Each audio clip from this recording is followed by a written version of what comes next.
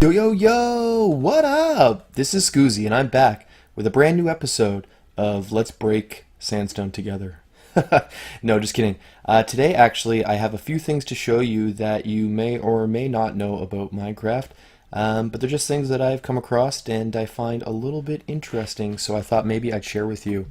And I'd like to go ahead and just apologize right off the bat if you hear any crazy background noises today because my neighbor is doing some work on his house, and despite all my windows being closed, it's still quite loud when he's doing sawing and whatnot. So yeah, sorry for that. Let's get started. So first I want to show you, these are just some ordinary shulker boxes, and this is just something I noticed accidentally while I was trying to clear some items out of my inventory. But if I just go ahead and throw a slime ball there, and then set it on fire to try to get rid of the item, you can see it will work eventually. But the thing is it's just visually gone. It's actually still there, and if you walk towards it, you can see you pick it up in your inventory. So that's kind of neat. I don't know if there's any sort of application you could use that for, but there it is. It's invisible. You can open the shulker boxes, it doesn't disappear, and then boom, it'll pop back into your inventory.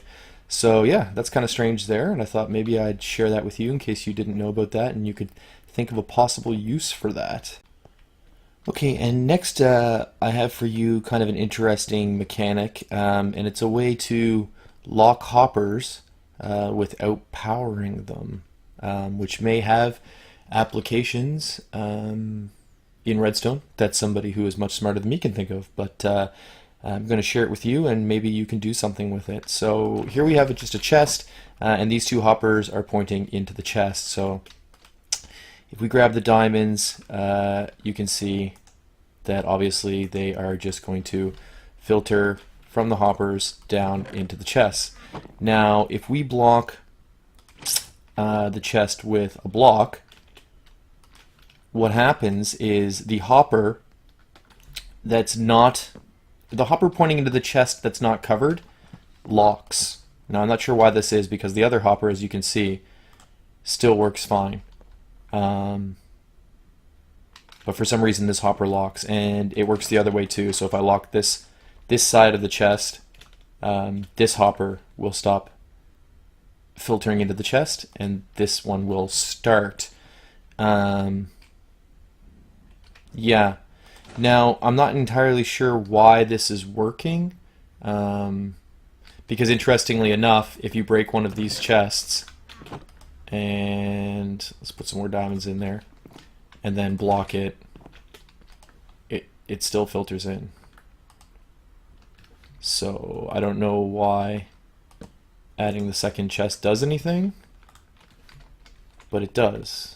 And this is kind of a little weird, but I'm sure there's got to be a use for this in some sort of a redstone contraption where you want to be able to select between which item, like maybe you have one type of item coming through this hopper, one type coming through the other hopper, and then a chest that goes out into like a single line.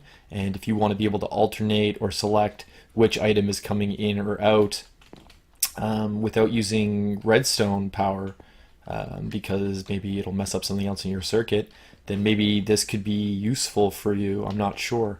But I think what I found the most curious is that it's the hopper that's not, the hopper pointing into the chest that's not blocked. That is the one that gets locked. So yeah, that's kind of odd. Very bizarre. So yeah, then you can just switch it. And if you had those onto one circuit so that they toggled with each input, you could switch it seamlessly, and that could be pretty useful. I don't know, maybe someone out there has a use for it. And lastly, what I wanted to show you was a little footage that I recorded recently when I was going on a bout of dragon killing, and I wanted to unlock all the gateway portals, and I discovered something interesting about the end dragon that I'd like to show you right now. So here I am fighting the dragon for probably like the 5th or the 6th time in a row at this point, and he's almost dead, and all of a sudden, boom, as you can see there, he flew through the gateway portal and disappeared. In the heat of the moment, I wasn't entirely sure what went on. It took a second to register, so I'm flying around thinking, where did the dragon go? Like, where did the dragon go? Then it kind of occurs to me, okay, I think it probably flew through one of those portals. Didn't know that could happen. What should I do? So I'm looking around, and by this point I've become a little bit disoriented as to which one of the portals it went through. So I pick one at random, and I'm like, okay, let's go through and see if we can find it. Obviously, the dragon's not there because this isn't the portal she took. So then I decide, all right, well, maybe I'll go back and try to figure this out again. I come back, the dragon's health bar is still there, but the dragon's nowhere to be found. So I'm thinking, oh, wait, the dragon's back with full health? So yeah, be careful around the portals because obviously that can happen. All right, so that's it for me today. Those are just a few things that you may or may not know about Minecraft, and that I at least found interesting, and I hope you did too. If you liked today's video, learned something new, or at least were entertained, then why don't you go down and thumb wrestle that like button and show some support. Subscribe if you're new to the channel so you can get more videos like this, and also my series from the SMP Primecraft. Yeah, so thanks for coming to hang out with me today. And until next time, this is Scoozy, and I'm saying peace!